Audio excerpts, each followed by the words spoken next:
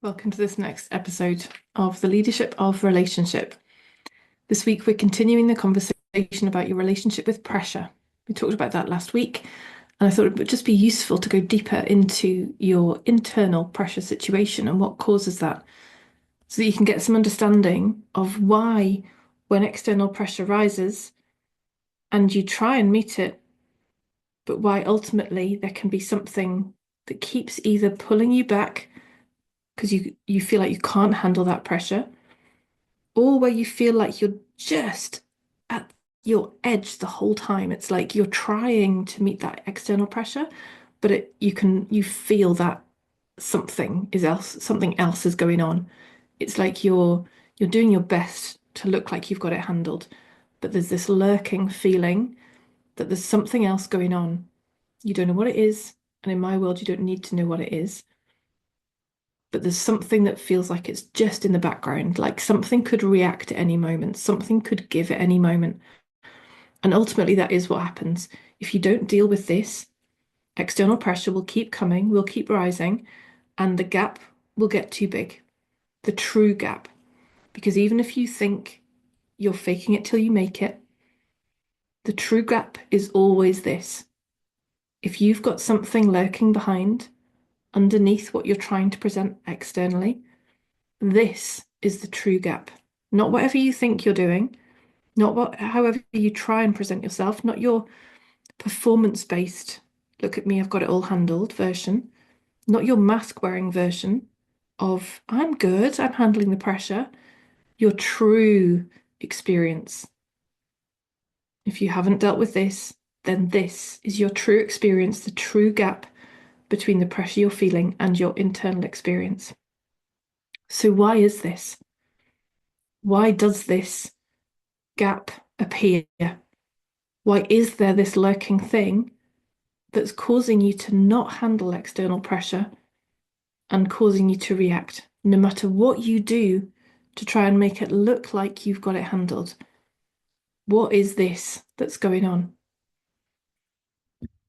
And the thing I often say to my clients is that it's like this, whatever it is for you, is something that felt so awful in your past that you shoved it in the cupboard, shut the door, moved the sofa in front of it, and have then spent your life covering it with cushions and paintings and other decorations to try and pretend there's nothing there in the cupboard.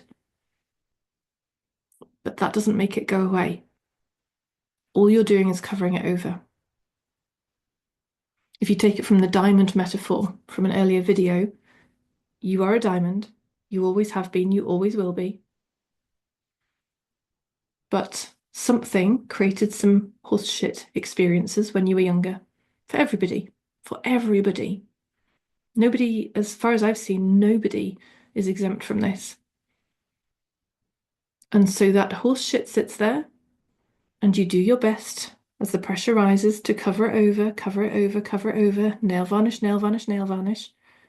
But the horse shit just sits there, covering over your diamond self, covering over that brilliance that you really are, distorting it, creating reactions, creating internal pressure,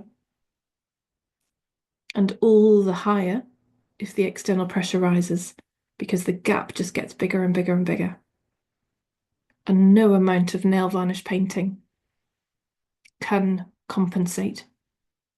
No amount of nail varnish will cover over what's actually going on behind the scenes, in the cupboard, behind the sofa, under the cushions. No amount of nail varnish will cover that up or deal with it. Not truly, not really. And as I said, as far as I can see, everybody has collected some horse shit along the way. Because think of it this way. If you know that any upsetting experience creates horse shit, then have you had at least one upsetting experience in your life? Chances are yes. Most kids have had numerous. And if you knew that these upsetting experiences don't have to be some big significant, what we would call a trauma experience, if you knew it could be the supposedly simple everyday experience of friends falling out, that's huge to a kid. If you knew it was the simple everyday experience of getting told off by a parent or a teacher that could cause that horse shit to be created, I'd pretty much guarantee everybody's experienced that. So as an adult, you might say, well, that's normal. Of course, kids are going to get in trouble. Yeah, it might be normal, but it doesn't mean that kid isn't affected in that moment. So when we talk about this horseshit stuff, I'm not saying that you have to have had a terrible, awful childhood experience. You might have done. That's pretty much guaranteed to create some horseshit for you. But you might have had a supposedly normal childhood experience.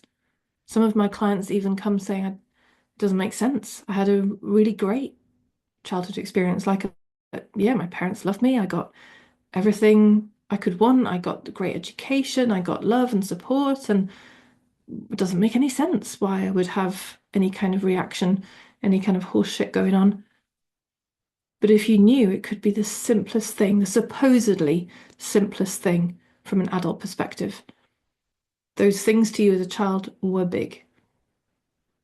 Those are the moments we create the horse shit.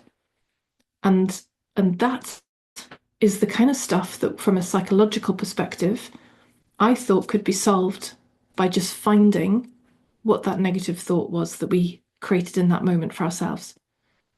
So I used to think that, well, if this is grounded in the belief I am a failure, which was one of mine, all I need to do is prove that that's not true, to dispel that myth, to reframe that thought, to think something more positive, and then, well, good, I can handle the pressure. But it wasn't enough. No matter how much evidence I had from a physical, achievement level that I wasn't a failure, that didn't change anything. Not really. No matter how much I tried to replace that negative belief I am a failure with something more positive, that didn't work. Not reliably, not sustainably, and not without a lot of effort, because the effort was the nail varnish. I was trying to paint that nail varnish positive thought on top of the horseshit, so it couldn't work. In my experience, the only thing that works is literally removing it from your system. So that then what happens instead is your natural diamond self is felt, and your thoughts align with your natural diamond self then, so that there's self appreciation, self understanding, self compassion. Not because you're trying to paint nail varnish on, not because you're trying to do the right thing in order to meet external pressure. It's just what's naturally there when the horse shit has gone, because it's your natural diamond self. By the way, if you've not heard this diamond metaphor, I'll link this video in the description and I'll put it at the end of this video as well. And so the removal of this is really the removal of what you shoved in the cupboard and put behind the sofa and the paintings and the cushions. It's what you've tried to paint nail varnish on. Removal of that which is in the cupboard stops you needing to hide it because it's not there.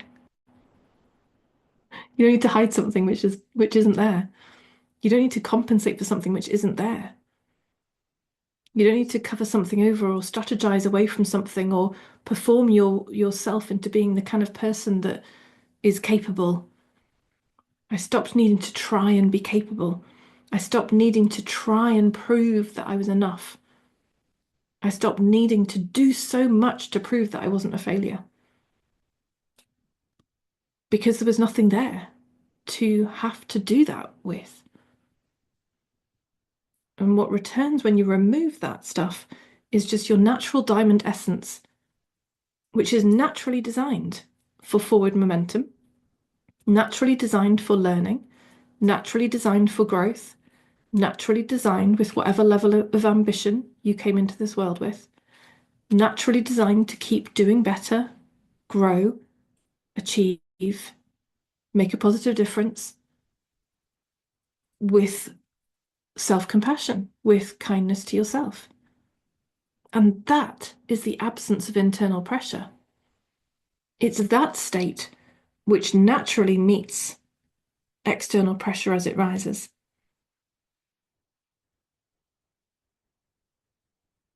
Of course, because you've dealt with what was at the source of it. You've removed what was causing internal pressure.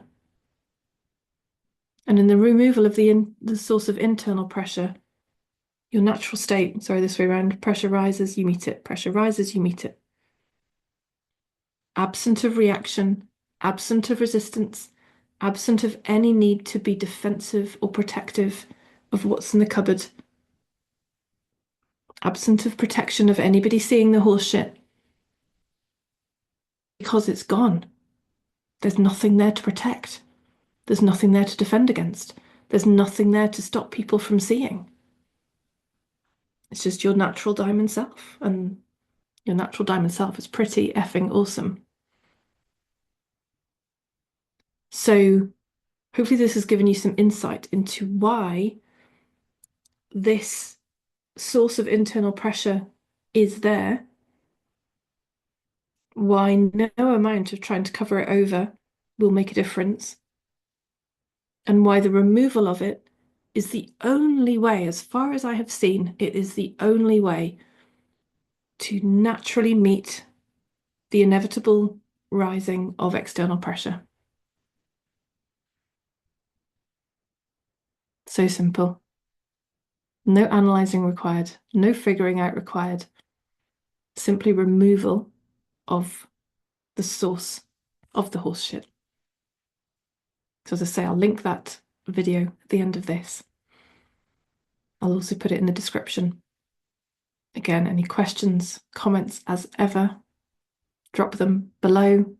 Get in touch through the website. I'll link that below too.